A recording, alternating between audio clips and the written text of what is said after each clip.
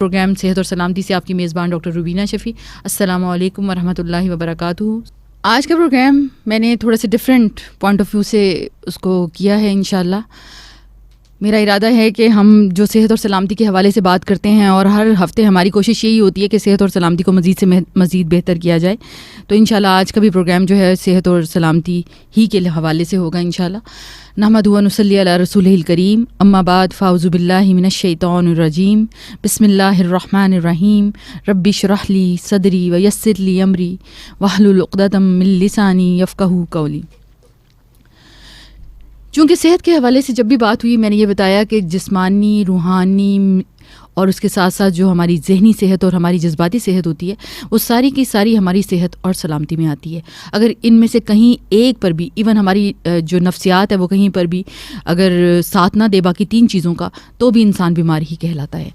اسی طرح سے اگر دیکھا جائے تو میری صحت ہے اور میری سلامتی بھی ہے، لیکن میری صحت اور سلامتی میرے پورے گھر کے اوپر اثر انداز ہوتی ہے. اور اسی طرح سے ہر گھر کے اندر جو ہر گھر کی اپنی ایک زندگی ہوتی ہے یا ایک اپنا جو زندگی گزارنے کا طریقہ ہوتا ہے وہ سارا بھی مختلف افراد کی صحت اور سلامتی پر منحصر ہوتا ہے. آپ یہ دیکھیے کہ قرآن پاک کی جو آیت ہے سورہ نور کی آیت نمبر 46 میں جہاں اللہ تعالیٰ نے فرمایا ہے کہ خبیث مردوں کے لیے خبیث عورتیں ہیں اور خبیث عورتوں کے لیے خبیث مرد ہیں اور نیک عورتوں کے لیے نیک مرد ہیں اور نیک مردوں کے لیے نیک عورتیں ہیں، اور یہ لوگ جو ہیں مبرہ ہیں ہر اس بات سے جو وہ کہتے ہیں، اور اس اللہ ان کو مغفرت بھی دے گا اور رزق کریم بھی دے گا. یہ آیت جو ہے اس کے اوپر کئی دفعہ لوگ بڑی بحثیں کرتے ہیں اس کی انٹرپریٹیشن میں کہ اگر ایک مرد اچھا نہ ہو اور نیک عورت اسے مل جائے یا نیک مرد عورت ہو تو نیک مرد مل جائے. تو یہ بات کہ شادیاں تو ہو سکتی ہیں ہر ایک کے ساتھ، یعنی برے کے اچھے کے ساتھ، اچھے کی برے کے ساتھ، لیکن حقیقت میں جو نیک مرد ہیں نیک عورتوں کے لیے مطلب یہ ہے کہ اصل وہ کمپنی ہے جو مرد اور عورت ایک دوسرے کو دیتے ہیں. اب اس بات کو میں آپ کو انشاءاللہ سمجھانے کی کوشش کرتی ہوں. اگر آپ سمجھ گئے تو بہت سارے فیملی جو ہماری لائف ہے، ہماری جو خاندانی زندگی ہے، اس کے بہت سارے مسائل ریزولو ہو سکتے ہیں. اور یقین مانیے جتنے بھی لوگ یہ پروگرام سنتے ہیں اگر وہ مرد ہیں تو وہ اپنے آپ پہ غور کریں، اور اگر وہ عورتیں ہیں تو وہ اپنے آپ پہ غور کریں کہ اللہ تعالیٰ نے ایک تو جو خاندانی زندگی کے اندر مرد اور عورت کا جو ریلیشن شپ ہے، جس کو اسلام اور قرآن یہ کہتا ہے کہ مرد جو ہے وہ عورت کے لیے سکون کا باعث بن جاتا ہے اور عورت جو ہے وہ شوہر کے، یعنی مرد کے لیے مطلب یہ کہ میاں بیوی ایک دوسرے کے لیے. تو اصل میں سکون سے مراد کیا ہے؟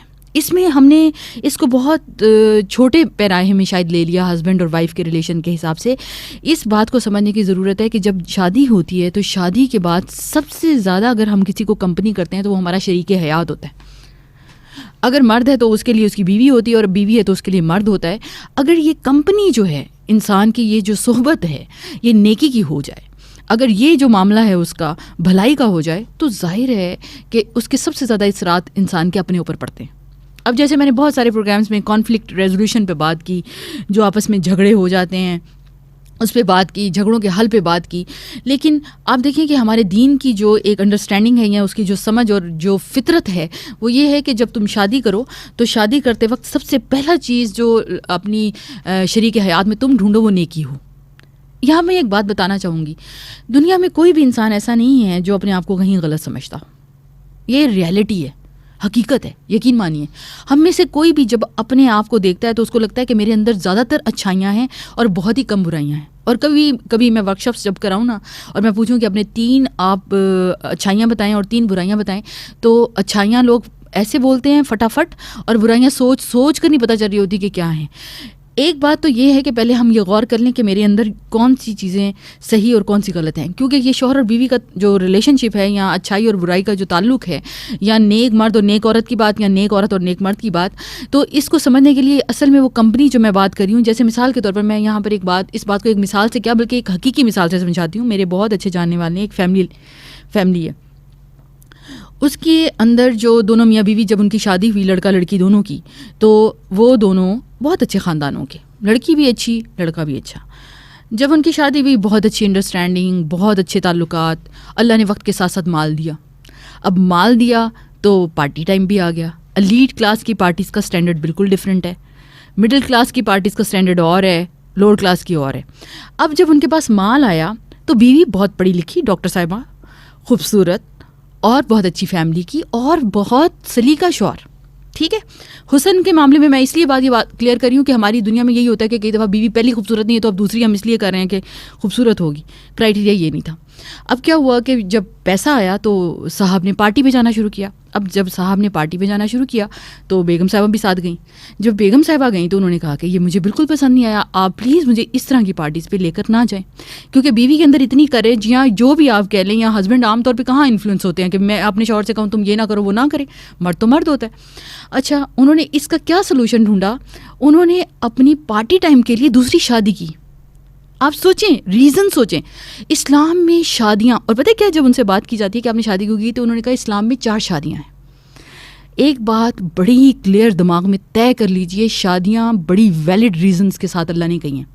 ایون قرآن میں یہ بھی آتا ہے کہ جب شوہر اور بیوی اپنے ایک دوسرے سے تعلق قائم کریں تو ان کا مقصد اولاد ہو. آپ سمجھ رہے ہیں, مقصد کے بغیر سکون اور انجوائمنٹ بھی نہیں ہے.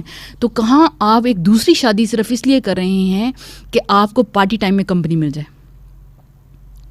سمجھ گئے؟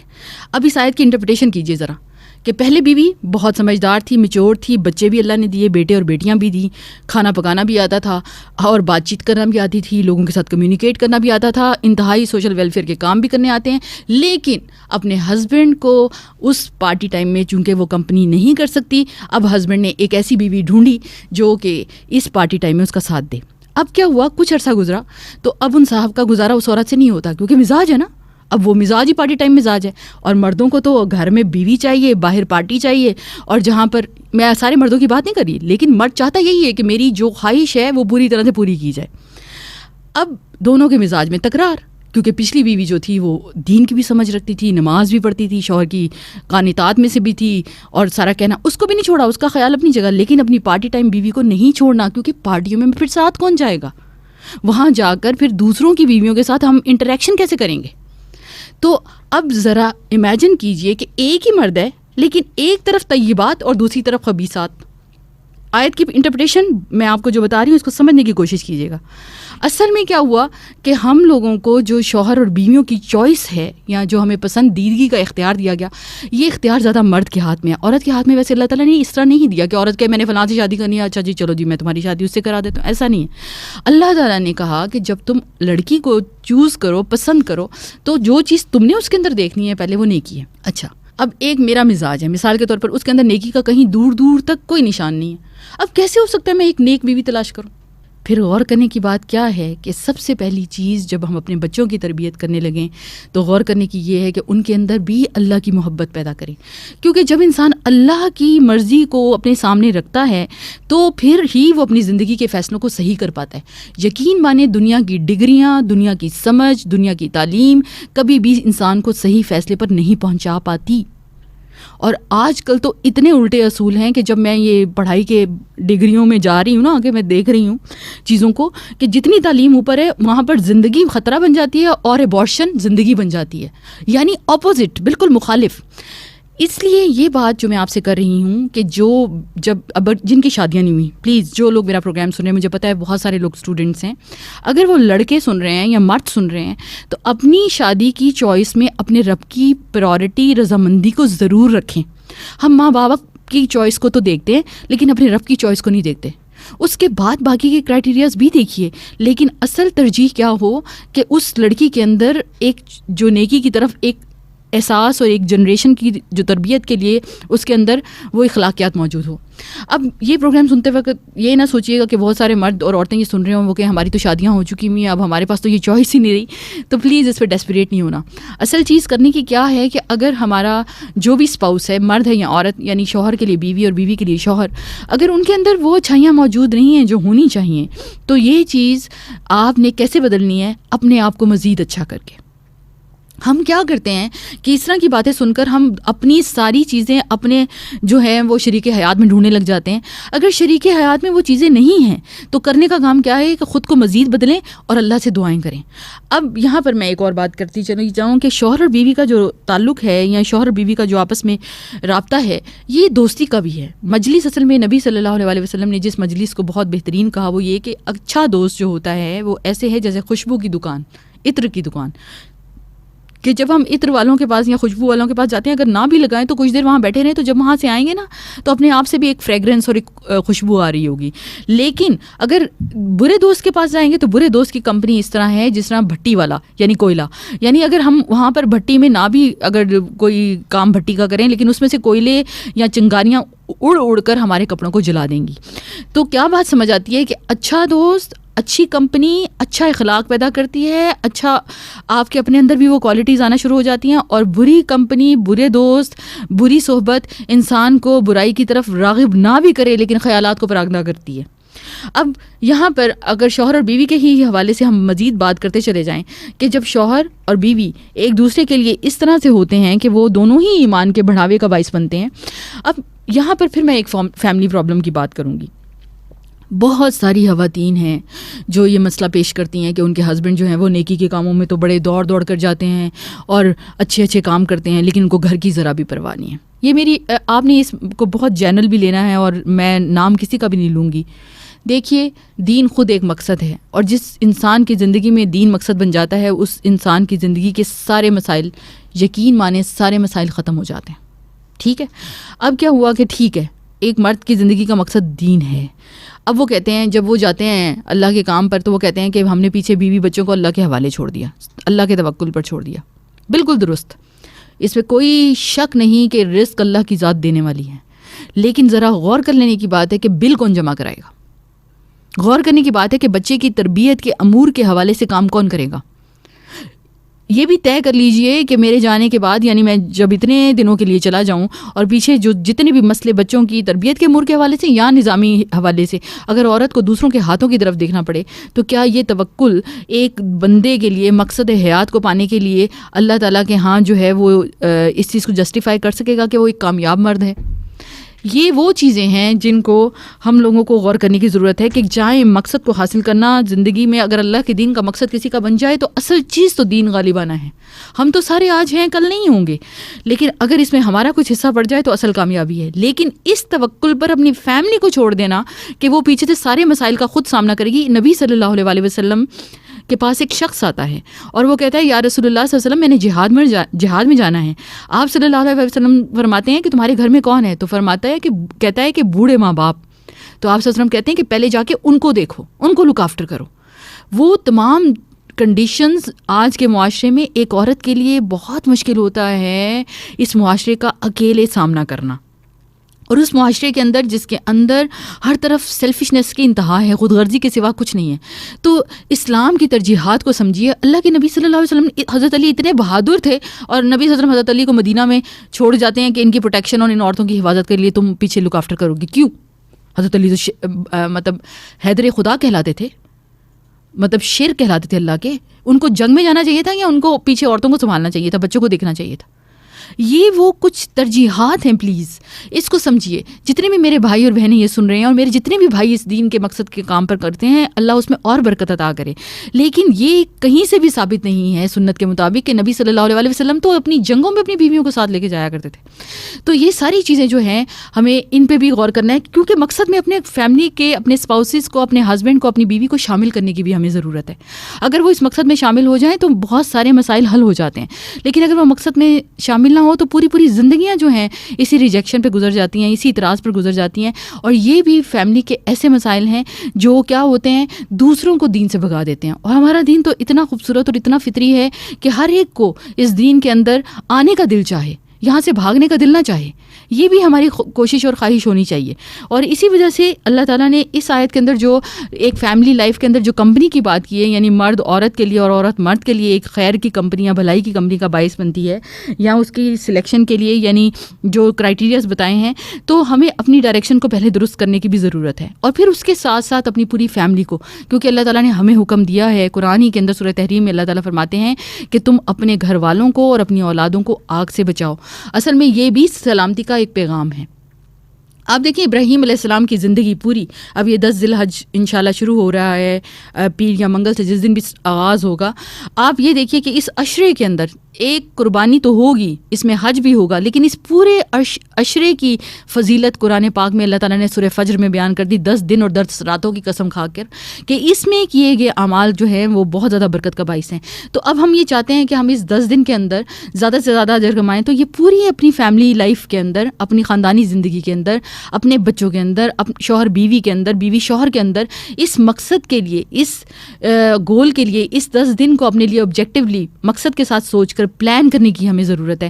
اور آپ دیکھیں کہ جب ہم کوئی اچھا کام، مثال کے طور پر ہم اپنی بیوی سے کہتے ہیں، شوہر کہہ رہا ہے بیوی سے کہ میں تمہیں اپنی ماں کے گھر چلو، اس بار تم ایک ہفتہ رہ آؤ اور تھوڑا سا ریلیکس بھی کر لو گی، اور اس سے کبھی یہ بھی کہیں کہ اللہ تعالیٰ نے میرے دل میں ڈالا ہے کہ تمہیں آرام کی بھی ضرورت ہے، تم جاؤ، یہ چیز آپ کا آپ کی بیوی کے ساتھ اللہ کی وجہ سے تعلق بنائے گی۔ ہمارے ہاں کمیونیکیشن میں یہ باتیں ہی نہیں ہیں۔ ہمارے ہاں کمیونیکیشن میں سارا کچھ یہی آتا ہے، میں نے یہ کر دیا، تم نے یہ کر دیا، میں یہ چاہوں تو کر دوں۔ حالانکہ یقین مانیے ایک بھی ایسا عمل نہیں ہے جو میں یا آپ اللہ کے اذن کے بغیر کر سکیں۔ اگر میرا رب نہ چاہے تو ہم وہ کام نہیں کر سکتے۔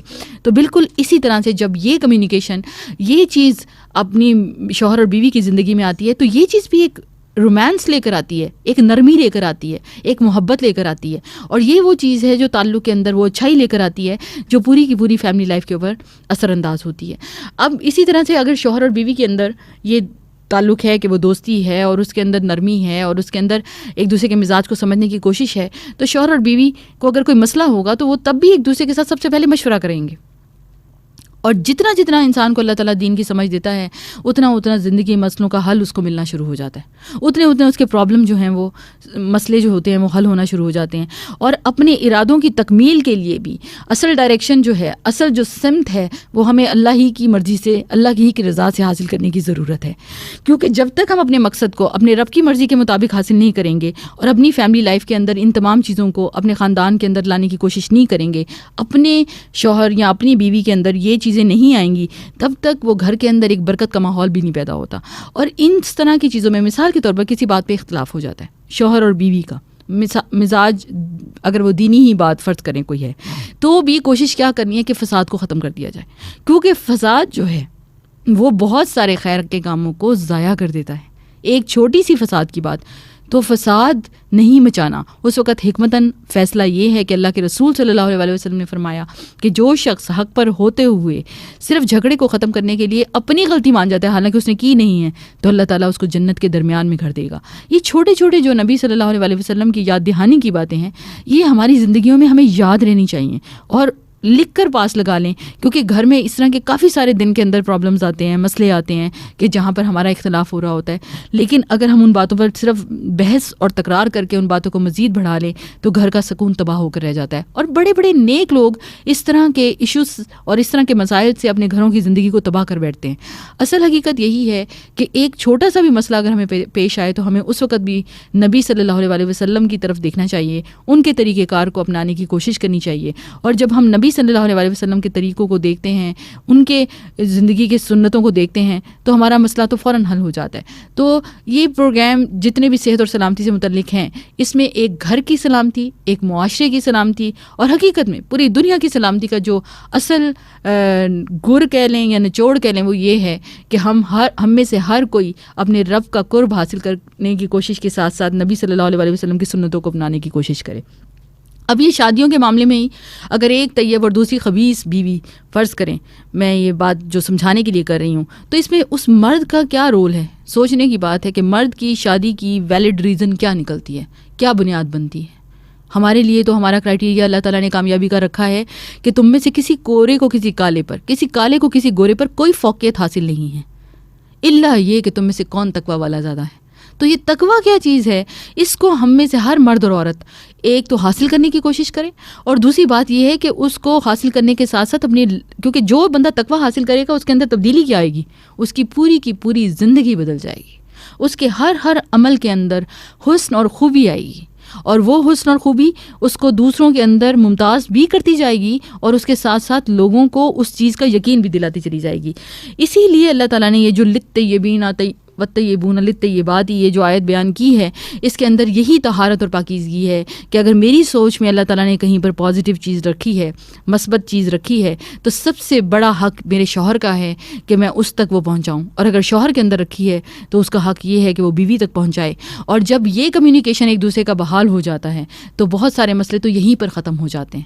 لیکن یہ وہ کیونکہ ہمارے ذہن میں یہ آتا ہے، کیونکہ کئی لوگ اس بات پہ بھی بحث کرتے ہیں کہ نیک مرد نیک عورتوں سے شادی کرتے ہیں، یعنی جس طرح کا مرد ہوگا اسی طرح کی عورت ہوگی. یہ بالکل ضروری نہیں ہے، یہ بالکل ضروری نہیں ہے. اور یہ بھی ضروری نہیں ہے کیونکہ آپ کو پتہ ہے کہ جو فرعون تھا اس کی بیوی کون تھی؟ حضرت آسیہ. اور حضرت آسیہ کا نام قرآن میں آتا ہے، یعنی ان کا ذکر قرآن میں آتا ہے. اور یہ بات بھی طے ہے کہ حضرت لوط جو تھے ان کی بیوی کون تھی. تو یہ مثالیں، یہ اس کو دنیا کی اس طرح انٹرپریٹیشن کردہ کہ مرد اچھے کو اچھی ہی بیوی ملے گی اور اچھی بیوی کو اچھا ہی مرد ملے گا، یہ بات اصل میں یہ ہے کہ ہم اس کمپنی کو کیسے اویل کرتے ہیں، کیونکہ ہم اپنے مطابق اپنا ماحول بنانا چاہتے ہیں. جس طرح کہ ہم خود ہوتے ہیں اسی طرح سے ہم ڈومینیٹ کرتے ہیں، اسی طرح سے ہماری فیملی لائف ہوتی ہے، اسی طرح سے ہماری بیوی ہوتی ہے، اسی طرح سے ہمارے بچے ہوتے ہیں. تو جتنا شریک حیات کے ساتھ اپنا تعلق مضبوط کرنا چاہتے ہیں اتنا اللہ کی بات کو سمجھ کر اپنے شریک حیات کو ڈیل کرنا سیکھیے، اس کے ساتھ انٹریکٹ کرنا سیکھیے، اس کو واقعی وہ ویلیو اور اہمیت کے ساتھ بات کو سمجھائیے. ہم سمجھتے ہیں کہ ہمارا نالج، اور ہوتا بھی ہے، مردوں کا نالج ہوتا ہے عورتوں سے زیادہ، میں اس بات پہ انکار نہیں کرتی، کیونکہ مردوں کو اللہ تعالیٰ نے ایک لاجیکل تھنکنگ دی ہوئی ہے، ان کی اپروچ جو ہے وہ لاجیکل ہے. لیکن اس سے یہ نہیں ثابت ہوتا کہ ساری عورتیں جو ہیں وہ ان لاجیکل سوچتی ہیں یا ان کے جذبات ہی صرف غالب آتے ہیں. لیکن جس کی جو خوبی ہو اس کو ماننا چاہیے. لیکن اللہ تعالیٰ نے نظام کے اندر جس کو قوام بنایا ہے اس کی ایک بہت بڑی حکمت ہے. اور آج کمپیریزن اگر میں مردوں اور عورتوں کا بھی کروں تو جب عورتیں کمانے لگتی ہیں، فرض کریں عورت کی تنخواہ مرد سے زیادہ ہے، ٹھیک ہے، جیسے اچھا اس کی مثال دیکھ لیے، ایک کالج میں ایک پرنسپل ہے اور ایک وہاں پر ٹیچر ہے. پرنسپل کی تنخواہ بھی ٹیچر جتنی ہے، لیکن پرنسپل ہی رہے گا اور ٹیچر ہی رہے گا. اسی طرح سے اگر تنخواہ میں عورت زیادہ بھی ہو جائے، اگر وہ کما رہی ہے، اور مرد کی تنخواہ کم بھی ہو جائے، تو بھی اللہ تعالیٰ نے مرد کو قوام بنایا ہے. اس انڈرسٹینڈنگ کے ساتھ اگر زندگی کو ہم گزاریں تو بہت ساری پڑھی لکھی عورتوں کے مسائل بھی ختم ہو جائیں. اور آج یہ بھی ایک الٹی ترتیب شروع ہو گئی ہے کہ مرد جو ہیں وہ بیویاں ہی وہ لاتے ہیں جو کمانے والی ہوں، گھر چلانے والی ہوں نہ ہوں، اس کو تو کوئی دیکھتا ہی نہیں ہے. اب یہ بھی ایک ترتیب کو الٹ کر دینے والی چیز ہے. اور اس ترتیب کے الٹ ہونے سے کیا ہو رہا ہے کہ اگلے کچھ سالوں میں کہیں ایسا نہ ہو کہ ہم اپنی جنریشن کو کھو بیٹھیں، کیونکہ وہ ممتا، وہ جذبات جو ماں نے بچے کو دینے تھے، وہ بھی آج فائنانس کے پیچھے، اس دنیا کے پیسے کے پیچھے، اس کی دوڑ میں، ایک اچھا اسکول دینے کے چکر میں بچے کو وہ ممتا کی گود نہیں دے پاتی. اب یہ بات بھی یاد رکھیں کہ اسکول پڑھائی تو کرائے گا، لیکن تعلیم تو دے گا، ایجوکیشن تو ہوگی، لیکن تربیت نہیں ہو سکتی. ماں کی گود سے بچے کی تربیت شروع ہوتی ہے. تو اب اس لیے بھی یہ بات والی جو بات ہے نا کہ اگر اس کے اندر کہیں خیر اور نیکی خود کے اندر ہوگی تو وہ اپنے بچے کی تربیت اس طرح کر پائے گی، وہ بچے کو اس رستے کے اوپر لگا پائے گی. تو آپ خود دیکھیے کہ جب فیملی لائف کے اندر جب بگاڑ آتا ہے، کیونکہ بہت سارے ایشوز آج صرف یہی آ رہے ہیں، ڈائیورس ریٹ اتنا زیادہ انکریز ہو رہا ہے، لوگ ایک دوسرے سے یہی باتیں کرتے رہتے ہیں کہ مطلب بیوی سے نہیں بن رہی، بیوی کہتی ہے شوہر سے نہیں بن رہی ہے. یہ چیز ہمارے معاشرے کے سکون کو، ایک تو وہ ہم کہتے ہیں نا بوم بلاسٹ ہو کے امن جاتا ہے، لیکن یہ گھروں میں جو بوم بلاسٹ ہو رہے ہیں اور گھروں کے اندر جو بے چینیاں پھیل رہی ہیں، ان پر ذرا غور کیجیے اور ٹھنڈے دل سے کیجیے اور مسئلوں کا حل ڈھونڈیے. اور مسئلوں کا حل نہ ملے تو ایک بات یاد رکھیے، مسئلوں کا حل اللہ کے دین کی سمجھ میں موجود ہے. اگر ہم اپنا دھیان اس طرف لے کر آئیں تو ہر مسئلے کا حل انشاءاللہ مل جائے گا. بہت ہی کم ایسا ہوتا ہے کہ مسئلے کا حل نہ ہو، یعنی اس طرح نہ ہو کہ ہم علیحدہ ہوئے بغیر نہ ہو سکے. اسی طرح ایک اور فیملی جن کا مسئلہ پچھلے دنوں میں چل رہا تھا، اور میاں بیوی صرف ایک دوسرے سے اس عمر میں 50 سال کے ہو رہے ہیں، اور علیحدگی کا صرف یہ شوق ہے کہ اب ہم زندگی کو ایک دوسرے کے لیے تباہ نہیں کر سکتے، بہت گزارا کر لیا ایک دوسرے کے ساتھ. دیکھیں، اور وہ مطلب جیسے میری ان خاتون سے بات ہو رہی تھی تو وہ کہہ رہی تھی مجھے سب قربانی دینے کے لیے کہتے ہیں. حالانکہ دیکھا جائے تو دونوں نے قربانی دے دی. 50 سال کی عمر میں باقی کیا باقی بچتا ہے؟ ہمارے پاس تو ویسے ہی بونس کی عمر ہے، لیکن ہم ان باتوں پر غور نہیں کرتے. ہم وہ چند سال جو زندگی کے باقی رہ گئے، اگر بچوں کے لیے اتنی قربانی دے ہی چکے ہیں تو کچھ سال اور سے ہی، لیکن اگر یہی قربانی اللہ کے لیے دی تو یقین مانیے دنیا بھی کامیاب اور آخرت میں بھی کامیابی ہوگی. لیکن نیتوں کو اللہ کی خاطر کرنے کا ایک شوق اور جذبہ، اور اس کے ساتھ ساتھ انسان کے اندر یہ موٹیویشن ہو کہ مجھے خود بھی اور میری، کیونکہ اولاد اصل میں ہماری کمائی ہے. اگر مجھے اللہ نے اولاد دی ہے تو وہ میری کمائی ہے. اس اولاد کی اگر میں نے تربیت اللہ کی مرضی کے مطابق کر کے اس کو صحیح رستے پر چلا دیا اور خود چلے بھی گئے دنیا سے، تو یہ اولاد ہمیشہ کے لیے صدقہ جاریہ رہے گی، اور اولاد کے کیے ہوئے کام بھی صدقہ جاریہ رہیں گے. اس لیے یہ نیک مرد اور نیک عورتوں والی بات جو ہے کہ اب یہ نہ سمجھیے گا کہ ہم تو شادیاں کر چکے ہیں تو اب ہمارے تو جو بھی شریک حیات ہیں وہ تو نہ ایسے نہیں ہے جیسا کہ بتایا جا رہا ہے. لیکن اس کے لیے کوشش اس اپنے شریک حیات کو بدلنے کے لیے نہیں کرنی، بلکہ اپنے آپ کو بدلنے کی کرنی ہے.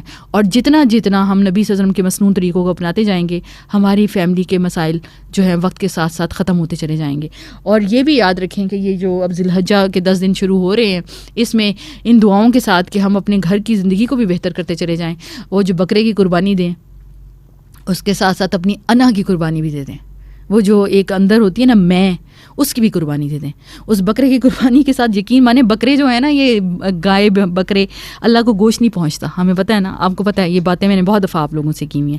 خون نہیں پہنچتا، وہ تقویٰ پہنچتا ہے. تو وہ اس کے ساتھ اس بار انا کی قربانی دے دیں، اس کے ساتھ اپنی ضد کی قربانی دے دیں، اور اپنے گھر کی زندگی کو بہترین کر لیں، تاکہ یہ جو عید الاضحیٰ آ رہی ہے اس میں زیادہ سے زیادہ اس گوشت کو انجوائے کریں اور آپس میں خوشی منائیں، اور ایک دوسروں سے دلوں کو صاف کر لیں اور ایک دوسروں کے ساتھ سچی دوستی کر لیں. یہ میرا اس بار ذی الحجہ کے حوالے سے پیغام بھی، اور انشاءاللہ امید تو ہے کہ آپ آگے میرے پروگرام کو سنیں گے بھی. مجھے اجازت دیجیے اور مجھے مزید ضرور بتائیے گا کہ آپ کے کیا کوئی پروگرامز جو آپ چاہتے ہیں، جن ٹاپکس کے اوپر، جن مسئلوں کے اوپر میں، تاکہ آپ کے ساتھ اسی طرح کے پروگرام جو ہیں وہ پلان کروں اور آگے آپ کو ڈلیور کروں اور زیادہ سے زیادہ آپ کا اور ہمارا فائدہ ہو سکے. اللہ تعالیٰ آپ کو بھی جزائے خیر دے. اور مجھے اجازت دیجیے پروگرام صحت اور سلامتی سے آپ کی میزبان ڈاکٹر روبینہ شفیع. السلام علیکم ورحمۃ اللہ وبرکاتہ. سبحانک اللہم و بحمدک، نشہد ان لا الہ الا انت، نستغفرک و نتوب الیک.